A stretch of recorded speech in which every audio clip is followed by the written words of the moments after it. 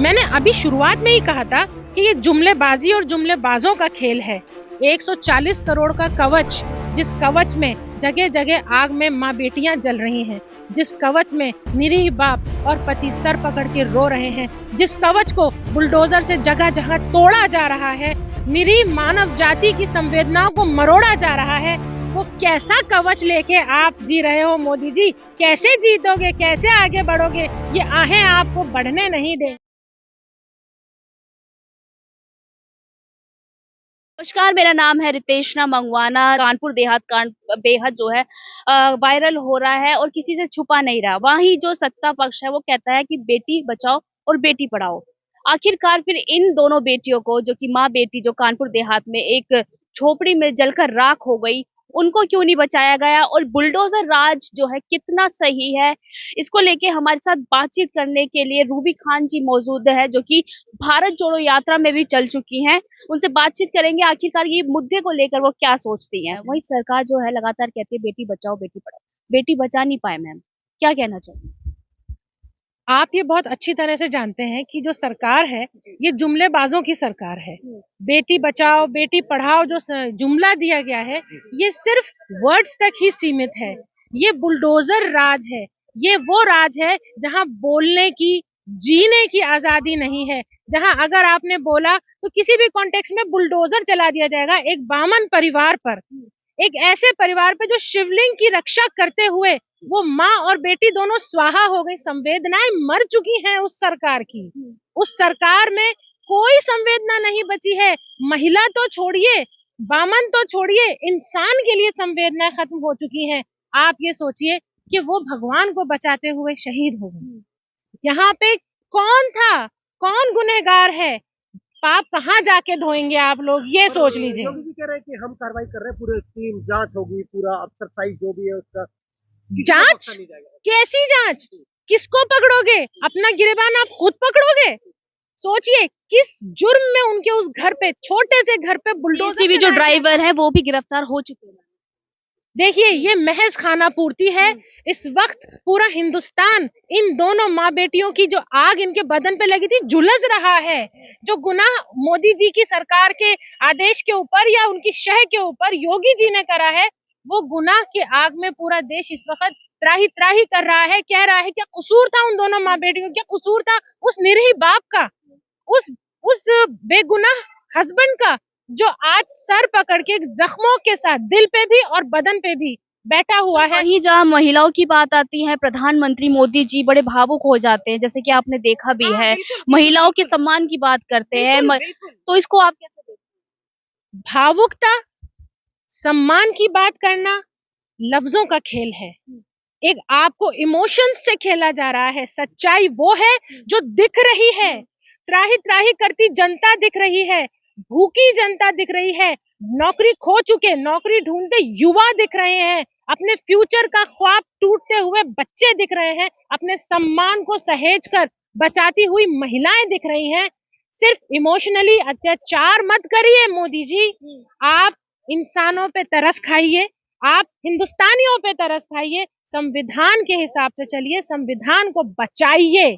इस तरह से सिर्फ इमोशंस दिखाने से जनता नहीं समझेगी। जनता ये समझ रही है कि आप क्या दिखा रहे हो, असलियत क्या है। पर मोदी जी कहते हैं कि 140 करोड़ की जनसंख्या का कवच लेके चलते हैं, उन्हें किसी भी तरीके का डर नहीं है। मैंने अभी शुरुआत में ही कहा था कि ये जुमलेबाजी और जुमलेबाजों का खेल है।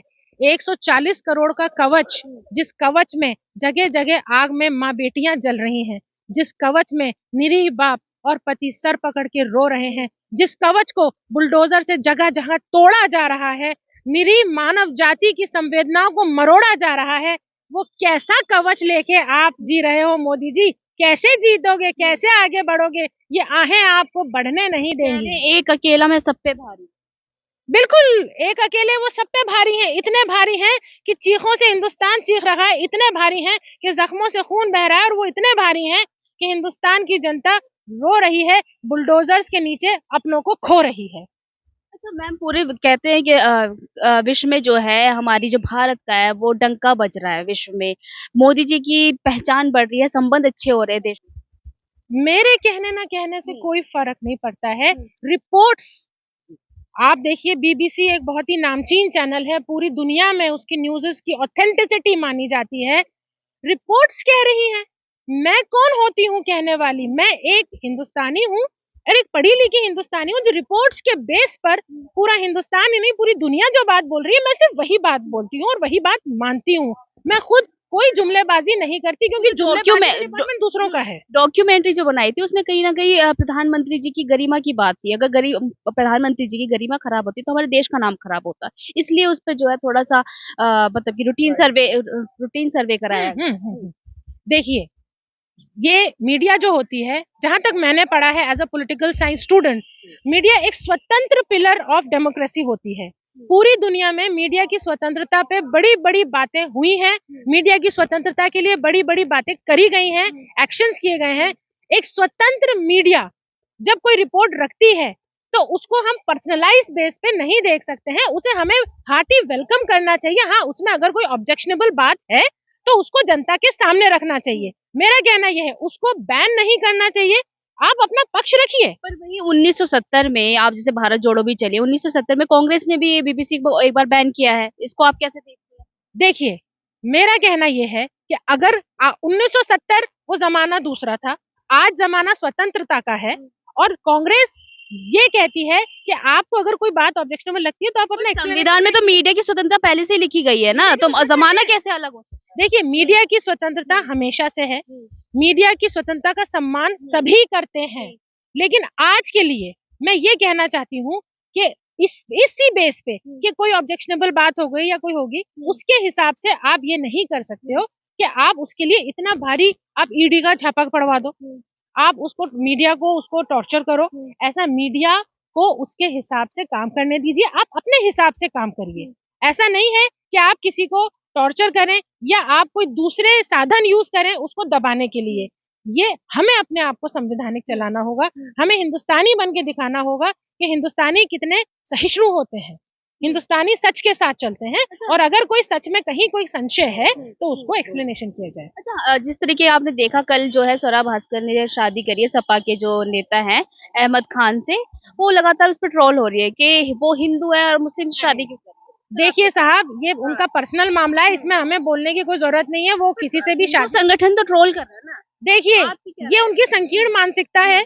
स्वरा भास्कर एक बहुत ही समझदार अडल्ट है, जिन्होंने उनसे शादी करी है वो भी अडल्ट समझदार है और भारतीय संविधान भारतीय कानून ये कहता है कि दो अडल्ट अगर चाहें तो वो शादी कर सकते हैं, दे आर मैरिड, एक लीगली वेडेड कपल है वो, इंडियन कानून के हिसाब से उन्होंने शादी करी है, दोनों मैच्योर हैं और ये उनका पर्सनल मामला है, इसमें हम कौन होते हैं बोलने वाले। बल्कि मैं तो उन्हें मुबारकबाद देती हूँ और उनके सुखी वैवाहिक जीवन की कामना करती हूँ, इससे ज्यादा मैं इस बारे में और कुछ नहीं बोलना चाहती। ये ब्राह्मण परिवार पर जो कि बुलडोजर का प्रकरण हुआ है, इससे कोई भी जो है व्यक्ति देश का भारत का छूता नहीं रहा है और बाबा की बुलडोजर की कार्रवाई लगातार चलती रही है जिस तरीके से सत्ता है और आगे भी चलती रहेगी। तो आप इस तरीके के मुद्दे को लेकर क्या सोचते हैं? तो अपनी प्रतिक्रिया कमेंट करके जरूर हमें